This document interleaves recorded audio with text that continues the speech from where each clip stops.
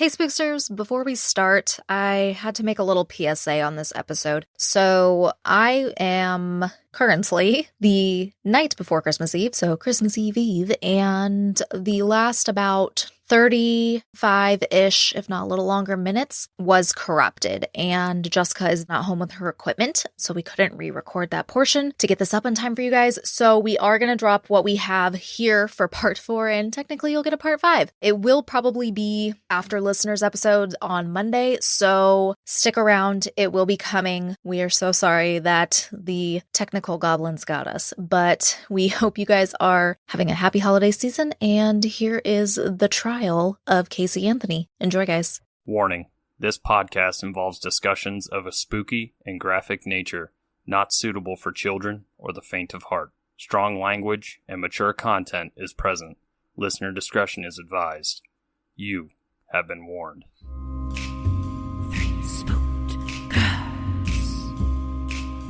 Three spooked girls. When you want to hear about the paranormal, you get the spooked girls. True crime that makes you hypothermal. With the three spooked girls. Stabby snippets will give you dreams. Tara and Jessica will make you eyes gray. Along with the spooked girls. Bring on the slaughter. We on that haunted ground. The three spooked girls.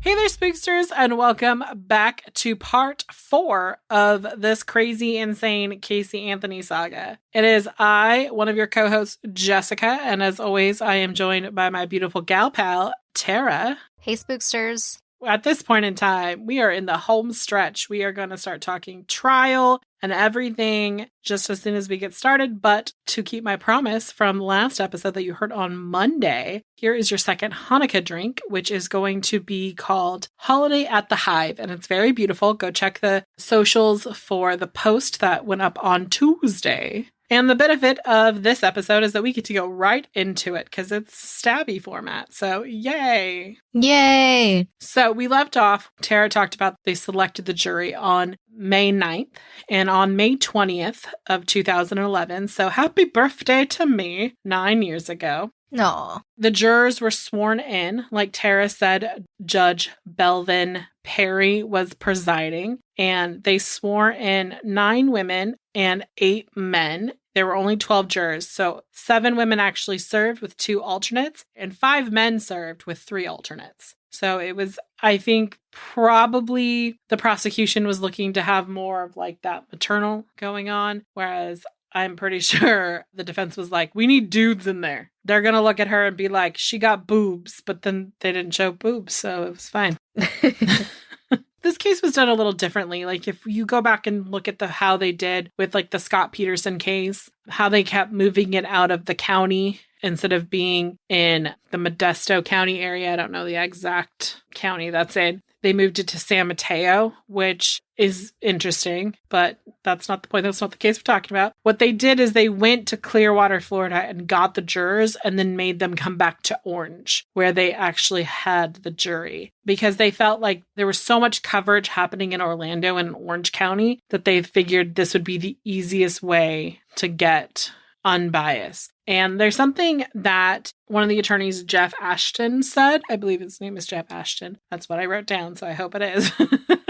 Is that at this point in time, like what they had to do with the jury selection is like, it had been 3 years. And so this case was widely covered. I mean, Nancy Grace had given this woman a nickname. Like her name was Top Mom. Like Nancy Grace was on the television for like 10 months straight screaming about Caylee Anthony, which isn't a bad thing. Like good for her because it got such national, maybe even international views. I don't think there's a person out there in the United States, at least, who was alive during the time that didn't know who Caylee Anthony was. But it made it really hard to pick an unbiased juror. because either people thought she did it or they thought she was innocent. So basically they had to look for people who were like, yeah, we've heard everything. We just haven't made up our minds, which is a very difficult thing for a prosecution to do, to have someone already know everything that you're about to present them and then ignore what they don't present them. So it was a definite uphill battle from like the get-go for both sides of this, because you have the defense who has to come against all of Casey's lies, and people are going to just like tattle. They're going to get in court and be like, yes, let me tell the truth here. Right. So with that, the trial began on May 24th of 2011, and lead prosecutor Linda Dran Burdick opened the trial. And I'm going to tell you, like, this woman got up and she spoke for 2 hours and 40 minutes total. They kind of split her time at like an hour and 55-minute mark. Oh my God, I was so mad because I watched this part, right? Like I watched her opening remarks. And she had built all this momentum up, right? And it was like, I was riveted. And then the judge was like, we should take a break. And then she had to come back and start over after a 15-minute break, hoping that the jurors would pay attention. One of the things that the judge told them is that if something is presented in the opening statements, but if it's a throwaway statement in an opening remark and there's no evidence later, they can't use it for a determining factor, which is important. Linda gets up and she fucking like boom, boom, boom. She starts from June 8th of 2008 and walks it through all the way to basically almost trial. And she just like outlines everything. She outlines the lies Casey told. She emphasizes, the one thing she does really well here is she emphasizes how much Cindy and George took care of Caylee, which if you remember in the last episode, like I brought that point up, you know, they were basically raising her. They were financially, emotionally, and physically supporting her. That Cindy and George provided her everything, like her whole room they decorated with the Winnie the Pooh and everything. That was them. Linda does a really good job of walking the jury through every single day, like every single day, every single text message that pertained to Casey and Caylee. She walked them through every single person that Casey interacted with. Basically, she lined it up beautifully, and I was very impressed. And at this point, like, if you were to be like, okay, jurors, who do you think did it? They'd have been like, Casey. Right. But then, after 2 hours and 40 minutes, fucking Jose Baez gets up and starts his opening defense. And he kind of starts off like, you know, we're here, it's about Caylee, blah, blah, blah. But then he basically outlines the story of like, this is what really happened. Casey is too afraid to say this before now, but we're going to talk about it right here, right now. On June 16th, little Caylee woke up or was not being physically watched by an adult, let's put it that way, because she opened the sliding glass door. She goes outside, she climbs up the ladder and into the pool and basically drowns. And he doesn't actually outline that part there, but this is what it alludes to. Mm-hmm. And this is where it's like murky, is that Casey and George start looking for Caylee. Doesn't say who noticed Caylee was missing. And then George goes out the back door. Casey either goes around to the front or the side door, and she comes around and she finds George standing in the backyard holding the body of Caylee because Kaylee's gotten to the pool and drowned. She's like, oh my God, like freaking out. George is just holding Caylee and screams at Casey, says, your mom will never forgive you and you will spend the rest of your life in frickin' jail. I have a feeling he said fucking, but like, you know, it's court. So paraphrasing. And then Casey was like, started crying and she takes Caylee and she's like, I don't know what to do. And George, being the dad that he is, decides that he's going to handle it and that he just basically disposes of Caylee and told Casey like not to tell her mom, we'll figure something out, just go about your life. And he basically goes, yeah. And for the next month, she partied. But how could someone go from being this mom who just found her baby dead to this? And it's because Casey was taught to lie. And basically, at this moment in time, says, because when she was 8 years old, George snuck into her room and started to touch her inappropriately. And then later on, he's quoted saying, Casey could keep secrets because at 13, she could have George's penis in her mouth and then go to school and act like nothing ever happened. I'm like, oh, wow, this came out of left field. Jose admits in his opening statements that Zanny the nanny isn't real at all.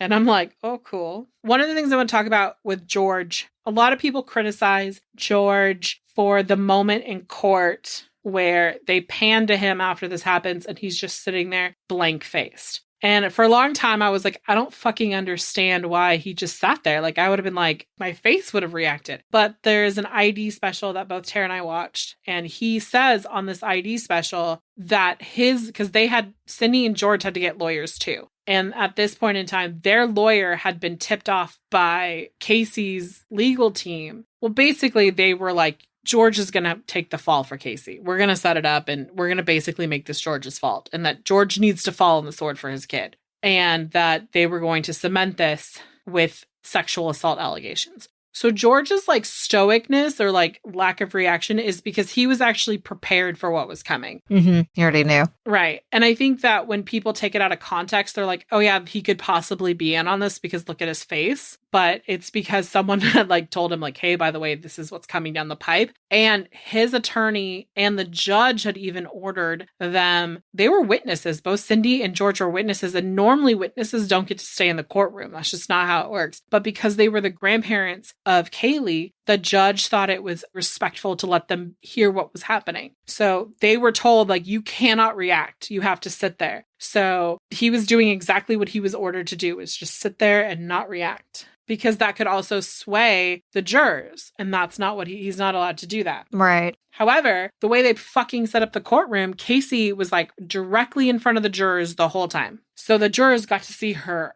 all this emotion. Like literally she was facing the fucking jury. It wasn't like she was like at the side and they could kind of see her. It was like they were like, hello, this is eye contact. Yeah. Obviously, we're going to address the sexual assault allegations with George in just a minute, but I want to finish the defense's opening statement. Like I said, Jose says that Zanny never existed. It was just something she made up because of this lie that she had to protect because of this sexual assault. And he goes on and begins his first attack on a key witness, which is Roy Kronk, who, if you remember in the last episode, found Caylee's remains. And basically, he questioned Roy's morals because there was a $250,000 reward to find Caylee. And he says that Roy found the remains, no one would come out and get them, and then he basically kept the remains until he needed money, and then he put her back, and that he basically only did it for money. Which is like, bitch, you're a lawyer being, well, paid, quote unquote, for your services. Like,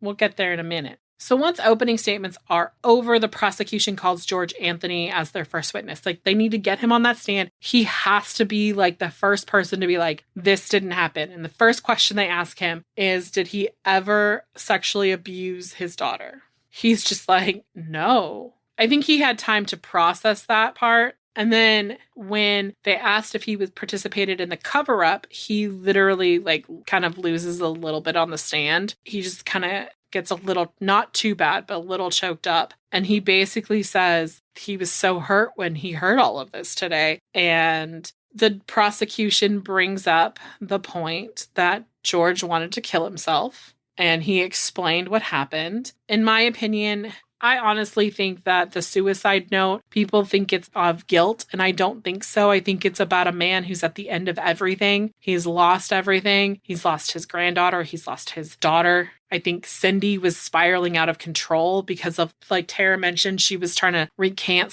some of her statements to help Casey. I think he just didn't know what to do, and I think George just needed a way out. You know, I watched an interview with the two of them and Cindy's thankful. Like the thing that she says that saved his life is that he ate something. Right. Yeah. Because she says he had like a sandwich or something. And if he hadn't, he wouldn't be here. Right. Because I think that sandwich absorbed the alcohol. Right. Mm-hmm. I honestly don't think it's over him feeling guilty about anything. No. Honestly, I think with George being an ex-police officer, if something had happened like that, one, he would have had the foreknowledge to look at the fact that if an accidental drowning had happened, Casey wouldn't have gone to prison for the rest of her life. She may deal with some neglect issues, but most likely, I mean, she hadn't been in trouble with law before. They probably would have slapped her on the wrist and been like, whatever. So at this point in time, the prosecution then enters the first piece of evidence, which is the jailhouse videos with Caylee and George. And this is to basically, like, Caylee has just come out and her defense team has just said that, you know, for years,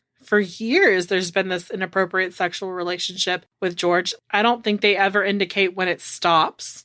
So they show these videos to like counter offer this. So one of the things that they show is that Caylee is very like affectionate towards George. She like cannot stand her mom half the time. She says things like, I want to talk to dad. Like the only person I wanted to talk to was you. I love you. And when George kind of breaks down and says like on the tape or on the video, like, I wish I had been a better dad to you and a better grandfather for Caylee, you know, that's where Caylee says like, you were the best dad. You were the best grandfather. Like, and that's where she slips up and says the past tense of like, I'm so glad Caylee had you, you know, those type of things. So they're kind of like, if there was a sexual assault, you would think that this would be the time that she could like get away from him. She wasn't being controlled by him anymore. It was like the opposite. And people actually like kind of were saying how George seemed so meek and mild that he kind of seemed like the opposite of like that he wouldn't even have screamed at her. Right. I totally agree. And then after this, there is a cross-examination that happens, and George is questioned about his suicide by Jose. And of course, Jose is just like, oh, you did this because you're guilty, and I'm a dick face. I'm not even going to pretend like I don't like Jose. Like, Jose Baez can suck a nut.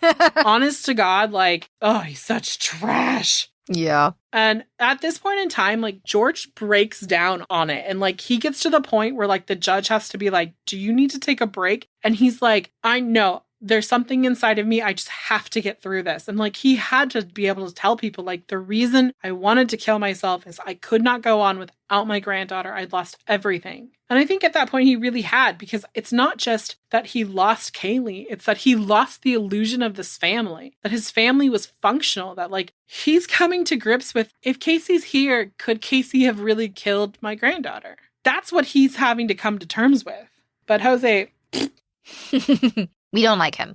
Mm-hmm. Right. So Jose definitely says that he's upset because he's guilty, trying to cover up Caylee's death. And then over the next few days, the prosecution is going to bring in a long ass line of Casey's friends. And I mean a long ass line. They were like anyone who partied, talked to, was around, could give any kind of testimony. The prosecution put them on the stand. And some of it was like, they would get up, they would say their name, how they knew Caylee, had they ever met Caylee, all this kind of stuff. And then they would be like, during this time, did she mention her? What did she say to you? Where did she say Caylee was? Then they'd be like, okay, thank you. And then like, Jose didn't really like cross-examine them because he's gonna call them back later. So like, he chose to not cross-examine them so he could bring it back later, is what I'm trying to say. Yeah. And this must have all been strange for Caylee. Like, could you imagine like sitting in a room and all of these people are like, this is what happened?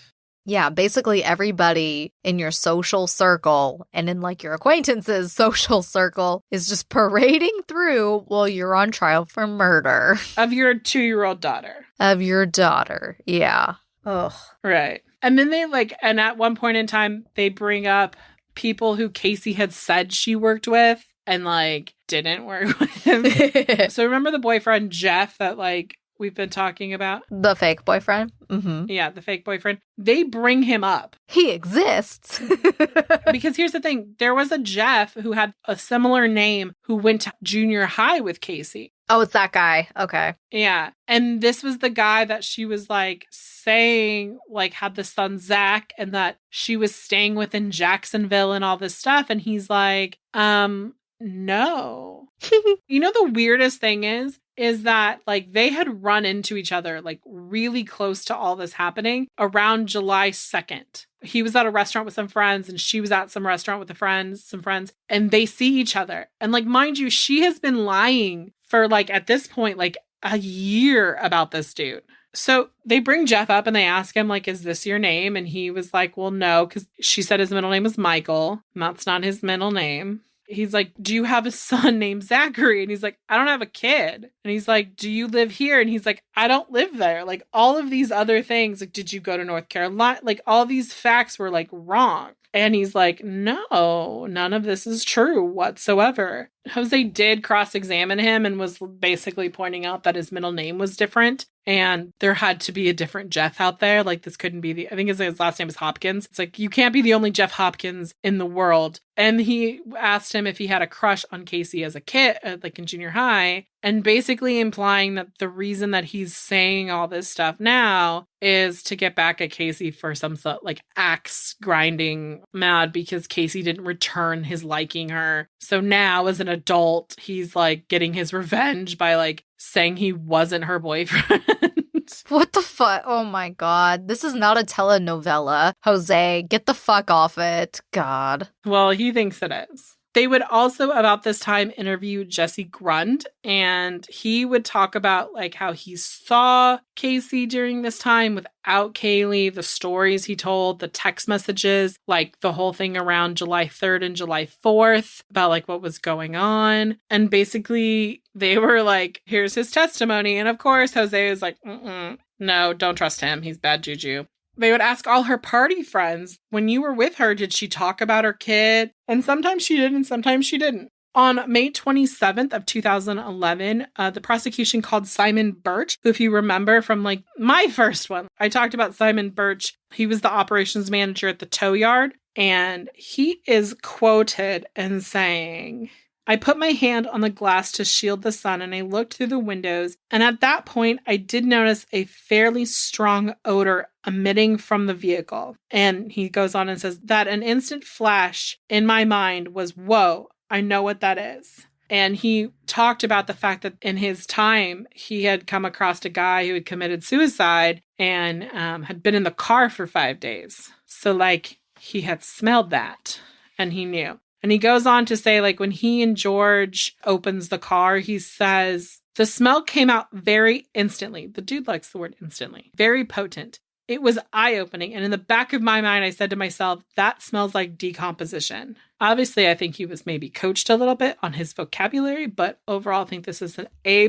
Like, this is a good what he's remembered. They would also question George about the scent. And remember, George was like a homicide detective. He knew. For a bit. So like he knew the smell of decomposition. And I'm going to say this, if you liked the old-fashioned drinking game, drink every time I say composition, you will be very drunk by the end of this episode. This is 2020. Come on, do it, guys. Right.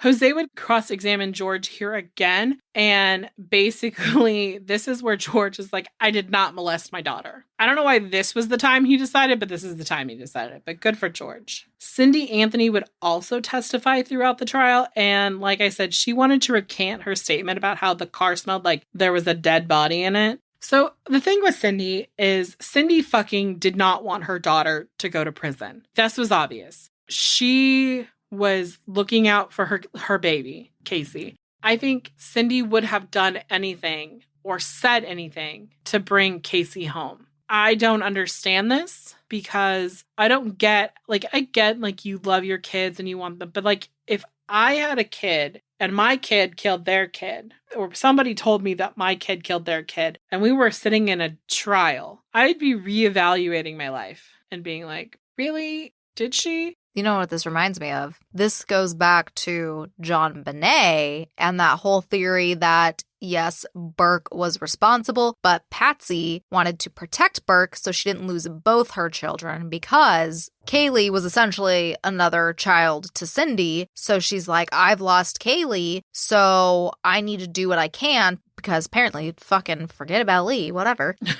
Poor Lee. I know. But like those parallels, I could see that. I don't understand it either, but that's what it reminds me of for sure. And it's just like Cindy, I can comprehend it, but I just can't understand it, if that makes any sense to anyone. I can like intellectually grasp the concept, but like I cannot feel it.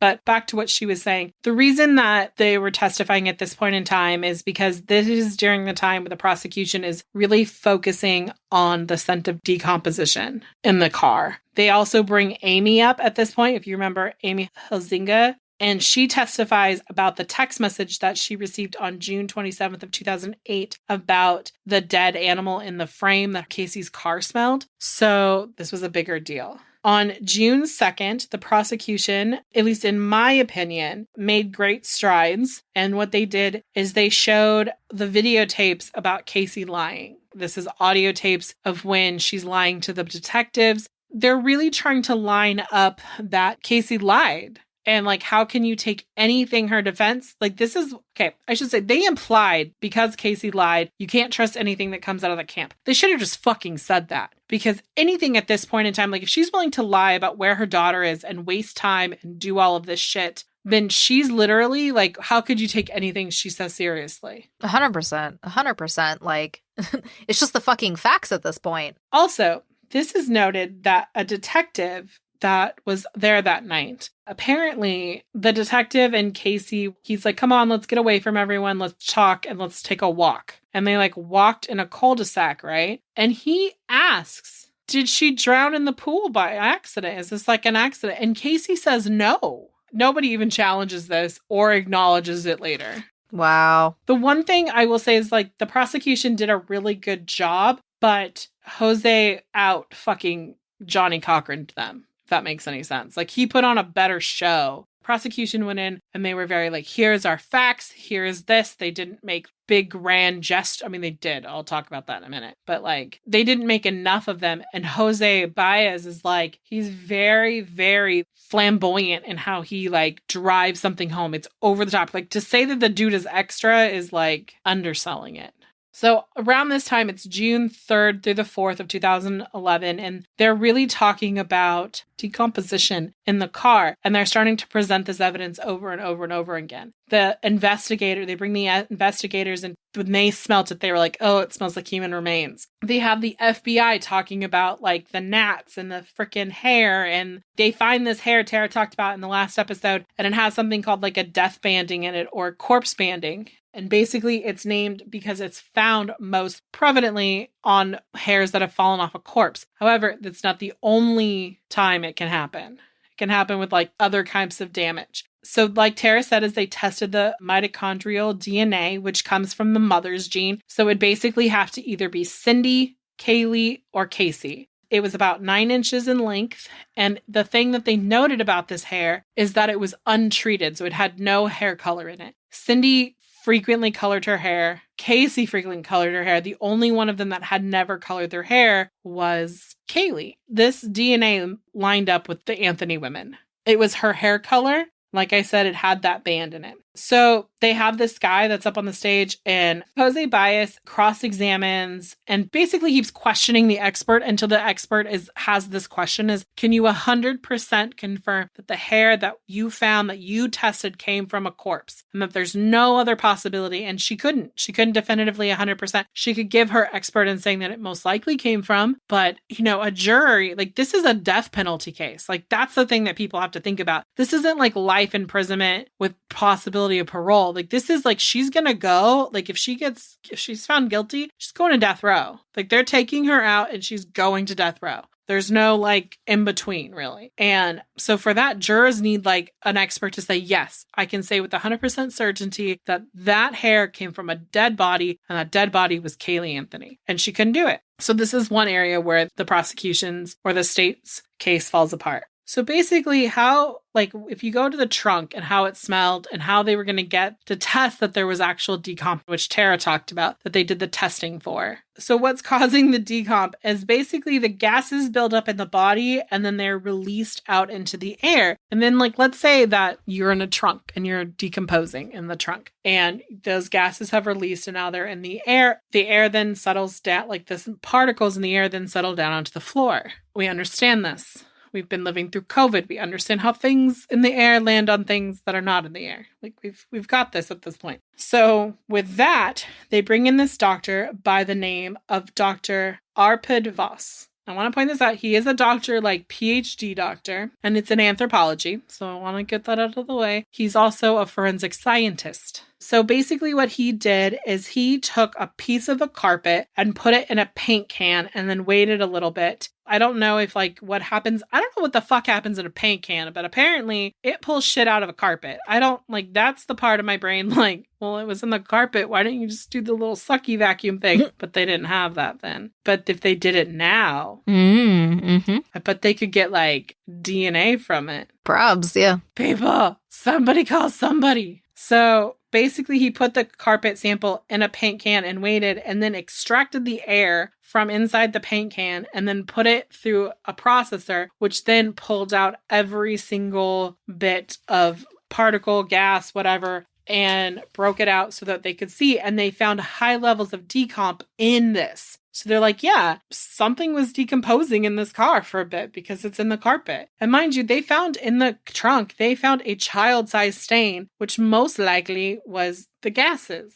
At this point in time, Dr. Voss basically said that he can think of no plausible reason that that level of decomp would be in that trunk, in that sample, other than there was a dead body. And like, you can see the prosecution is just like, swoosh, win, yes. And then he goes on to testify about the levels of chloroform found in the sample. And he says it's extremely high. That yes, that in decomposing bodies, that it does make a slight amount of chloroform, but it is not the amount that he found. And that this could only happen if they had been killed with chloroform. Now, according to Dr. Louis Koblinski, who is a professor of forensic science, he states that chloroform is very easy to recreate at home. This is what's interesting. He said this on that ID special that Tara and I have mentioned, and he is actually the defense's expert witness or helper. Basically, he helped debunk a lot of the shit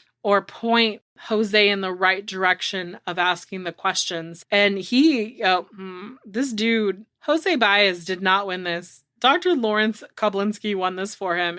Jose was up there like, look at me talk, because this dude was like, say this. Pretty much. So at this point in time, because that's going to come later in the defense part, but the prosecution then brings the handlers of the two dogs in to talk about like how they hit on the human scent of decomp. And it's good to note that there were two different dogs and two different handlers. So it's not like it's one handler who's biased because he knows the area the dog needs to hit on. It's two completely separate people. And I think it's really interesting that they hit the same spots. However, I honestly think that the defense did a poor job here of not pointing out that probably the reason that the dog hit on decomp outside of Caylee's, if they're going with their story that she drowned, is that most likely what ended up happening is that they brought Caylee out of the pool and laid her next to but they didn't say that. That would have been easy. That would have taken what the prosecution presented and made it plausible for them. But no, this is also the time where the prosecution brings up the activity that is happening on the Anthony's computer, which is that on March 21st of 2008, Casey was the only one at home. And this happened on the 17th and the 21st. There were 2 times. Looking up how to make chloroform. Like, there are so many searches that she did on so many different websites, all about like how to make chloroform, like all these things. And later on in the defense part, we're going to hear that like Cindy tries to like say that she did it because she was looking for chlorophyll and it just brought up chloroform. That's not how Google searches work. And it wasn't like she just did one. It was like this. Whoever did this, like, spent hours researching this, I swear to God. So on June 9th of 2011, the prosecution then enters into evidence all of the photos that were taken at the time the remains were recovered. And apparently, this makes Casey ill. They have to stop for the day and dismiss the jury because Casey gets too ill to continue. Which is interesting because they always talk about how like she doesn't act like remorseful or anything like that. Which I want to say she does because in the opening statements of the prosecution, there's a moment where she's talking about how Cindy took Caylee to go see Cindy's dad. And that she had unknowingly taken the last pictures and videos of Caylee. And this is the part where Casey actually cries. Casey cries at that. Which it's not talking about like what Casey's facing. But even if Casey killed Caylee, she could still be sad at the realization that those are the last pictures. Yep. And even if we hate the topic or person we're talking about's guts, like when we find stuff like that, we tell y'all. Right. And that was something that like really kind of irritates me when I like hear a lot about Caylee Anthony as they talk about her being emotionless. Mm-hmm. Yes, 95% of the time she's crying over what's happening to her. Right. But there are these some moments where she does get upset about Caylee. And here's the thing about compartmentalization. I am a huge compartmentalizer. Tara knows this. In a span of 2 years, I lost all of the parents I had. My grandparents who raised me, and then my biological mom. We're talking like really, really fast. And at 31, I suddenly became responsible for like making sure my mom got buried, taking care of everything. And to handle this, I had to decompartmentalize my life. Tara knows this was a rough part of my life. She can tell you, like, I pulled back from people. I wasn't like my bubbly self, but I had a job that required me to be bubbly and personable and everything like that. After all of my parents passed, I went to work either that day, like my dad died at like 5:08 in the morning and I was at work at 9. It's just, I've always said this. It's like when I was young, I had a friend who had these like plastic white boxes that like you could stick the bottom fit in, like the lid would go over it. And when I picture like my compartmentalization, I literally picture me like putting my problem in one of those boxes, the size it needs, and then putting it on a shelf. Like I visualize this and I know it's there and it's labeled what it is. But there are moments in my life, Tara has seen them, where all of a sudden it's just like somebody came in and slapped the shit out of my shelves and like things fall out. And I understand what it's like to go from being like grieving in private to being in public having to smile. So I get that about Casey. However, there were so many things that like I know that even though Tara can attest to this, I'm an amazing compartmentalizer. There were things they were talking about that I would not have been able to withstand. Because when somebody talks to me about the death of my parents or the shit that happened with my aunt or anything like that, and it really like gets to me, I either get really loud and angry or I get really like I break down and cry. And yes, I cry. I've cried on the podcast. I cry a lot. Like I fucking, like this is why, like I say to Tara, like, I don't know the fuck I'm crying at this movie. It's not even that sad. Like, I don't know why I'm crying because Rory and Logan aren't going to be together. Like, this is real life. This is real texting to Tara.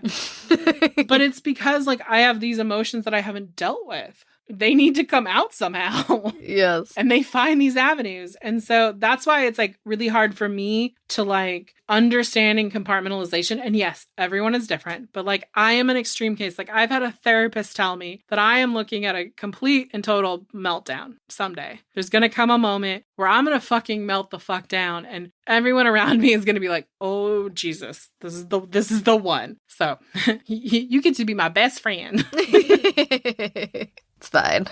Right? Because of that, like, I don't get how she can sit there, like, they're talking about things and her not get emotional. Even serial killers have seen, like, the decomposition of bodies and they just freak out because they're like, oh, that's disgusting. Like, I did not see it at that stage. So just know that. Anyway, my point is she got really upset and sick and the jury was dismissed. And now, over the next few days, the prosecution is going to lay out the rest of their case. Now, we talked about Dr. G in the last episode, and Dr. G is the medical examiner. She basically shares how she came up with, was homicide. And one of the ways was the fact that she found duct tape over the kid's mouth, but also the fact that she had been a medical examiner for like 20 something years at this point. And at this point in time, she had never come across a case of an accidental drowning where the parent didn't call 911. Like it didn't happen. Right. She said because, and there was like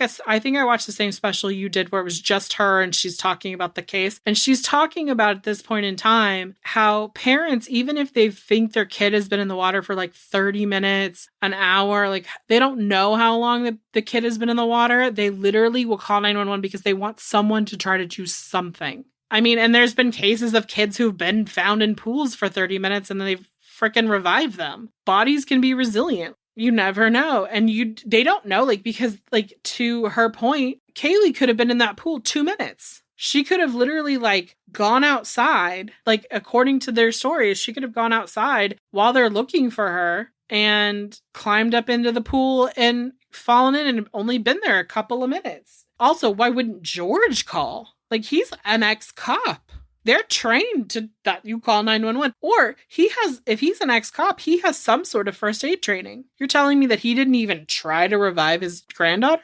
So she says this is the other reason she called it a homicide is because she'd never seen this. a lot of people are like, can she? But I would say she could. Oh, yeah. And like Tara mentioned in the last episode, Dr. G talks about the body of Caylee, like her hair, all her hair had like roots growing through it. The canvas bag had roots growing through it. I mean, it had been there a while. And also, you have to look at the fact that Florida, right after Caylee disappears, becomes hurricane season. And the area in which Caylee was found was underwater for some time. I mean, Tara talked about, the police officer that slipped and was like, I ain't fucking going out there. Why? Because it was literally hurricane water. The EquiSearch people, they were told, like, you're not allowed to go into water like that. It's the same way when you go to, like, places that have had tornadoes, hurricanes, all those places. You're not supposed to spend time in the water. Right. Because of the shit that gets displaced in it. It could have not only just like things that physically harm you, but like knives or glass or fucking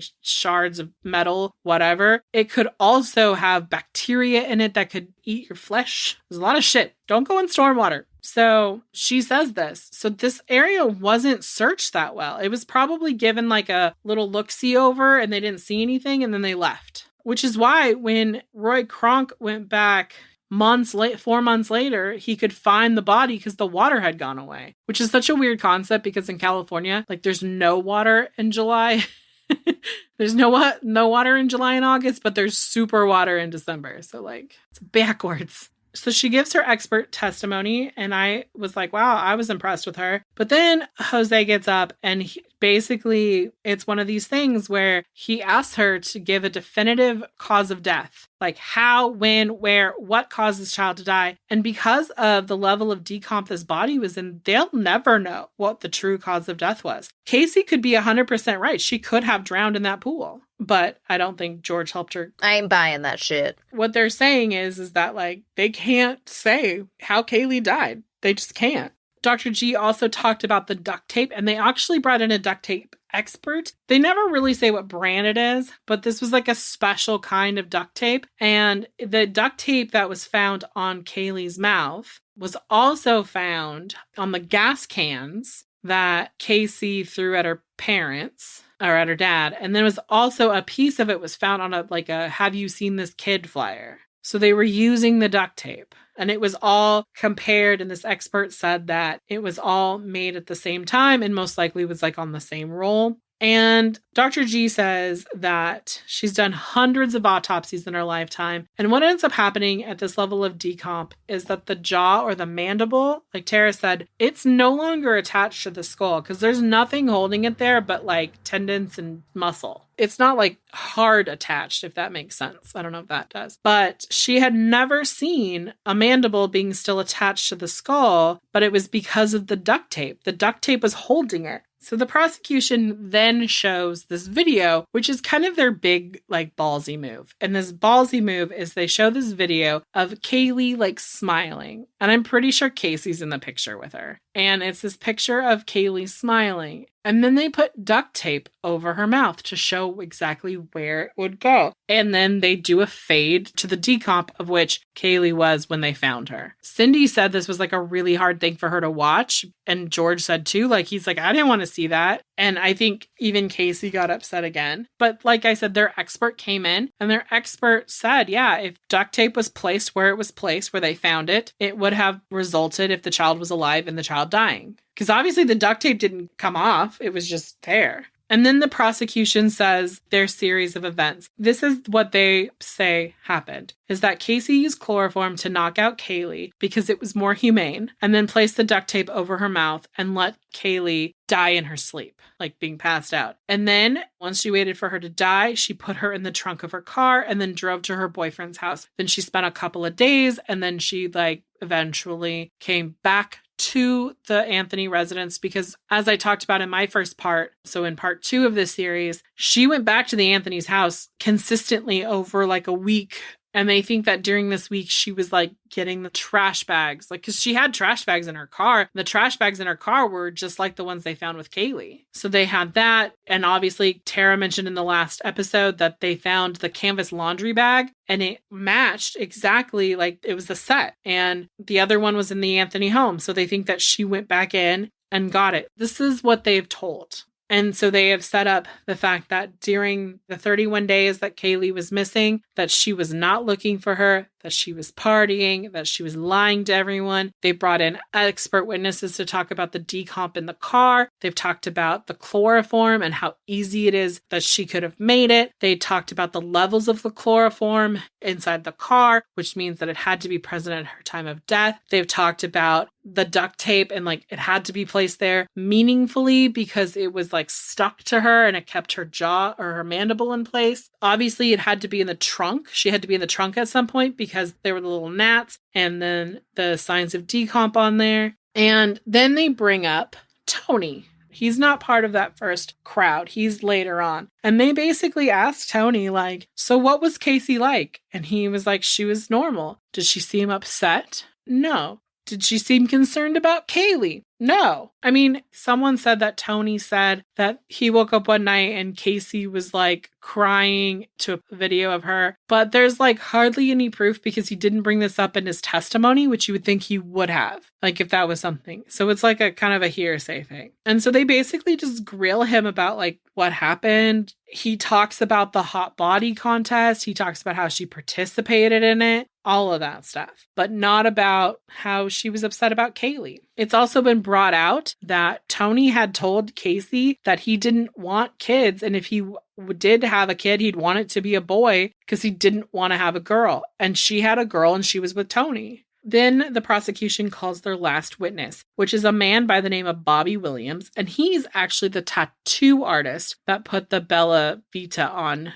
her back. And he was actually questioned about like her demeanor and saying like, oh yeah, she talked about Caylee and she actually had made another appointment and she promised she was going to bring her. Cause like right before, like literally the day, July 15th, she called Bobby's shop and made an appointment to get another tattoo, then went and stole Amy's money to pay for said tattoo, and then, you know, was going to make an appointment to go get another tattoo at like 2 the next day or something like that. But she promised to bring in Caylee. And so basically they asked about her demeanor, and that's when he kind of tells everyone like, look, she was just more concerned like about talking about her boyfriend Tony because he was looking for a new place, but really Tony was planning to move back to Staten Island, so it wasn't even like it's a whole mess. So at this point in time, the prosecution rests. Mind you, they can cross-examine during the defense, but they rest. So on June 16th, 2011, 3 years to the date for the last time another person besides Caylee Anthony saw Caylee Anthony, the defense begins. Jose Baez begins by recalling all of the state witnesses. So basically, all of them. And he does a really good job of attacking all of the forensic evidence. Like at this point in time, with this particular case, the state or the prosecution has to convince the jury that Casey did this. And this is how Casey did this. And all the defense really has to do is put reasonable doubt into your mind. And that's what he did. And that's why his like dog and pony show really fucking works, because he basically brings in his own witnesses and they talk shit about the science that's there. I think about this like in the fact that I just recently started rewatching Bones again. And it's like an episode of Bones where like her old mentor is like basically making fun of her on the stand because she can't connect and he can't even understand her. And he's a scientist too. And she's, you know, it's kind of like that kind of shit. So basically, one of the things the defense does is they say, look, everyone says that smells like decomp in that car, but like they opened that bag and there were maggots in the plastic bag because of the pizza, because it had sat in a fucking hot ass car for 3 weeks, 2 weeks. So it's like humidity plus heat, that shit was going to be rank. So it's not the decomp you smell, it's the pizza you smell. And we can't even test all of it because, well, the investigators dried it all out. So we don't even know. We can't test it. That was one thing. Then they bring Cindy back up onto the stand and she flip-flops her story again. It's the same flip-flop, I should say. That basically she admits that the reason she said what she said was so that the police would take her seriously and come out. To be honest, at this point in time, they had not followed through and they had not come out, and it had been quite some time. It had been like 2 hours since she had initially called. But the way that this works is like it's a sheriff's department, right? And you have to look at it as the fact that they're going to go by what's like most precedent. Like, if there's an accident on the side of the road and people are bleeding to death, they're going to go to that versus coming to your house, because they're not saying it's a domestic. They're just saying that there's this car being stolen. So basically at this point, she said what she said because she was being extra and trying to create urgency. Yeah. Yes, she was. Yeah. So that's what she was trying to do. And I get that, but like, it was weird. And then the defense goes on to attack Dr. Voss's work. And basically, he lets the jury know that this is the first time that this has ever been used, that this is new science, and that there's no one else doing this, essentially. And this is when he goes, so what is your PhD in? And he goes, anthropology. And he goes, oh, but you're studying chemicals. He's the fucking Bones, people. Like, he's Bones. Leave him alone. He's very well respected in his field. All y'all just being jackasses. And then Jose brings in experts to talk about chloroform and how it's a very common thing. Chloroform isn't everything. It's in household cleaners. It can be just in a ton of different things. And that's why it was there. It wasn't because she had been chloroformed. It was because there probably had been a cleaning solution in the car. So I'm like, but there was not. Like, this is the thing the prosecution didn't do, is they didn't go, yeah,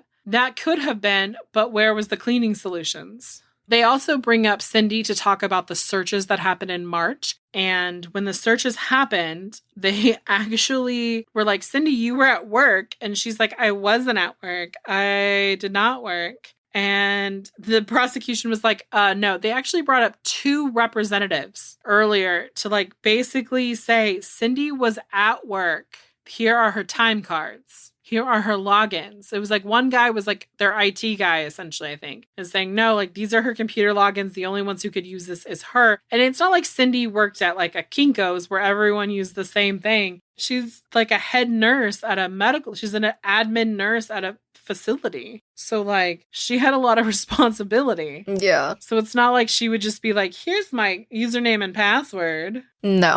So she was at work while the searches were happening. So the prosecution is like, the only person who could have done this is Caylee Anthony. And Casey's just like, She's very good at shaking her head no. I'll give her that. Ugh. She does that a lot. Like, every time they say something she doesn't agree with, she's like, Which, again, she's facing the fucking jury. So, like, someone says something and then Caylee shakes her head and they're like, well, who's telling the truth? It can't be the known liar. Right? Like, what the fuck? Why are you thinking that? Then Jose Baez does the thing where he goes after Roy Kronk because he talks about the fact that he already thought that Roy had moved the body and then put it there because the day before that Kaylee's body was found, his car broke down and he needed money. And then all of a sudden he finds this body and gets $250,000 to fix his car. I mean, it honestly, it could be that, like, it could be that his car broke. But here's the thing. It's not like he hadn't tried. He had tried in August and nobody listened. So he probably had, that's his route. Like, he knows it. He was probably on it and looked over and was like, oh, there's a better view. I should probably, go look at that. The one thing that he did is at first he told detectives and investigators that he had not touched the body. And then they were like, something seems amiss. And then he mentions that he took a stick and kind of like moved stuff around. And at one point in time, he actually like picked up the skull with a stick and then put it down. So Jose is like, you can't trust anything you find because anything that you find from the crime scene has been compromised because we don't know it. Roy Kronk did, which, by the way, every time I say Kronk, I'm like, wrong liver. Oh, no, same. And he kind of looks a little like a Kronk. Anyways, so they attack him. And then they go in and they start attacking Dr. G's findings. And one of the first things, so we're going to start talking about this guy named Vernon Spitz. Dr. Vernon Spitz, who apparently worked on the JFK case, so he old. Also worked on the OJ case. So, he's pretty infamous in his circle. Right. And he says that the duct tape could not have been placed on the child's mouth because there was no DNA on it. Now, I don't know much about science, but if a body decomposes and there's no body left but bone, why would there be DNA left on the tape? You would think that, if that's the case, you would think there'd still be tissue. We know that it was on there. Basically, what they were saying is that it was not firmly on there when the child died, that later on during the decomp process, that the body had been disturbed by those animals, and that at that point, the duct tape was like somehow found its way onto the mouth of the child when there was no flesh there. Just perfectly. Got it. Right. To hold the jaw to like the nose and the jaw and to keep it perfect. Wow. I know. Dr. Spitz is a fuck Dr. Spitz. And then he says that if this had been the case, you would have found DNA on the outside. They didn't find DNA on the outside of the bag either. So you're telling me she couldn't have put gloves on and done that? Like she couldn't have gotten like kitchen gloves in her hand? Exactly. And then put the duct tape on? Or the fact that like it was established to come from their home, so she would have had reason to touch it anyway? And there was a fucking sticker on it. And so he basically says that the duct tape could not be scientifically proven that it was the murder weapon. He also calls Dr. G's work spotty and says that they should really question why the medical examiner, i.e. Dr. G, didn't open the skull. She didn't get a chance to because they didn't call her up, but in the special that Tara and I watched, she says, the reason I didn't is because it was a tiny skull and it would have broken it would have fallen apart. Which, by the fucking way, when Spitz opened up Caylee's skull, he broke it. So, like, his own logic of like, why wouldn't you look inside? Because she says, I could look inside, the skull was intact. I could see inside of it. I could see, and he opened it up and there was nothing on the inside, but then he couldn't definitively say because he fucking broke the skull. Right. Which I would have been outraged if I had found out that my granddaughter's skull had been, but then again, they did cremate her, but like, you know what I'm saying? Right. Exactly. So then the defense calls all of her friends and they don't ask, how was she during those 31 days? They ask, how long have you been friends with her? They say, did you ever see her with Caylee? Yes. Was she a good mother? Yes. Did she ever neglect her? No. End of conversation, move on. It's very easy. That's the problem with court. Like you get asked a question and you don't get to elaborate outside of your question. So like they didn't ask, did she party with you? Did she lie to you? No. I'm not denying that Casey was there for her kid when her kid was with her. Right. I'm not saying she was a bad mom. I know plenty of people that I would put on like a questionable mom list that when their kids are with them, they're great. But like other actions, you're like, I am concerned about you. For sure. And then they poked at the prosecution was saying that the whole reason that Casey killed her kid was that she wanted a child-free life. She wanted to go and party and be single and not have the responsibility of a child on her plate. And the defense poked at this saying like she basically had that lifestyle anyways because her parents took care of Caylee. However, Cindy and Casey both deny this, but the neighbor says this happened, is that the night before, so like the 15th, when Casey got home at like 9 something or 7 something, they get into this fight about Casey not being around. And basically Cindy says like, you're a bad mom and I'm going to take Caylee from you. And then the kid dies. I don't know how much more motive you really need. Right. So this isn't brought up, but this is just why I wanted to interject that. And so they basically said, this is not what happened. She drowned. This whole thing is innocent. She drowned. And then the only thing that the defense had to prove is that their story was plausible. And they did, because basically what they did is they showed a picture that showed Caylee had opened the sliding glass door, that she had the capability of opening the door. And it's a very cute picture. It's like she's standing in the doorway and someone took it from like watching her walk out the door. And they said that she knew how to open the gate. Like if they'd go out to go swimming, Caylee could open the gate to go out to the pool. According to Cindy, she was pretty sure that she had taken the ladder out on the 15th. But she remembers talking to her like coworkers that she saw it in the pool on the 16th.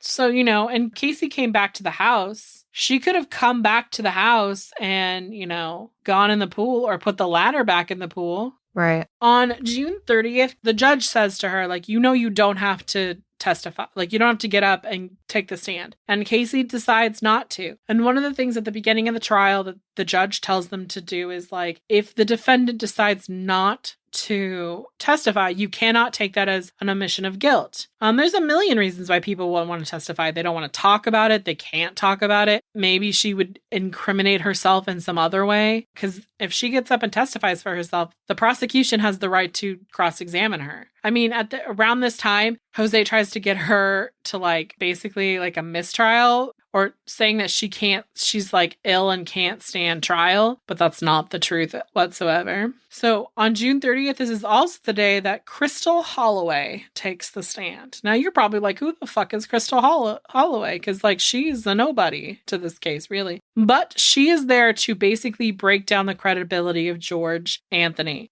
Basically, the defense team says that Crystal says that George and Crystal had an affair, and that this was proven by a text message that he sent her that says, "I missed you and I need you in my life still." Now, according to George sent this to a lot of people because they had gotten very close to the people searching, and that she was just one of the searchers that he'd become close to, and he was saying, "I still need you because we're still looking," is basically, and that it was misinterpreted. Now, do I think George slept with Crystal?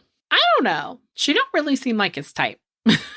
But according to her, they had a sexual relationship and they had an affair. And that in one of their torrid moments, he confided in her that Caylee had died accidentally in the pool and that things had just snowballed, which is an important thing to remember, out of control, and he helped cover it up. Now, prior, when the defense did their opening, they said snowballed out of control. When they do their closing, they will also say snowballed out of control, which basically means Jose put that in Crystal's mouth, the term snowballed out of control. At this point in time, the defense rests, and they never addressed the sexual assault allegations, which is fucking huge. This was their bomb. This was why she lied, because of the sexual assault. But there's a reason why they didn't. There's no fucking proof. Why would you get up there? Because basically, if they bring up the sexual assault charges, or allegation, I should say, they would have to prove it. And if there's no way to prove it, then it falls all of the motive for her lying apart. So basically, they've just put this little nugget into your mind, which technically you're not supposed to remember, but we're all human and we kind of remember. Now George feels icky. He's had an affair. We hear that he molested his daughter, that, he tried to kill himself. There's all of these things that kind of line up against George, right? That's what the defense was doing. So flash forward a few days to July 3rd.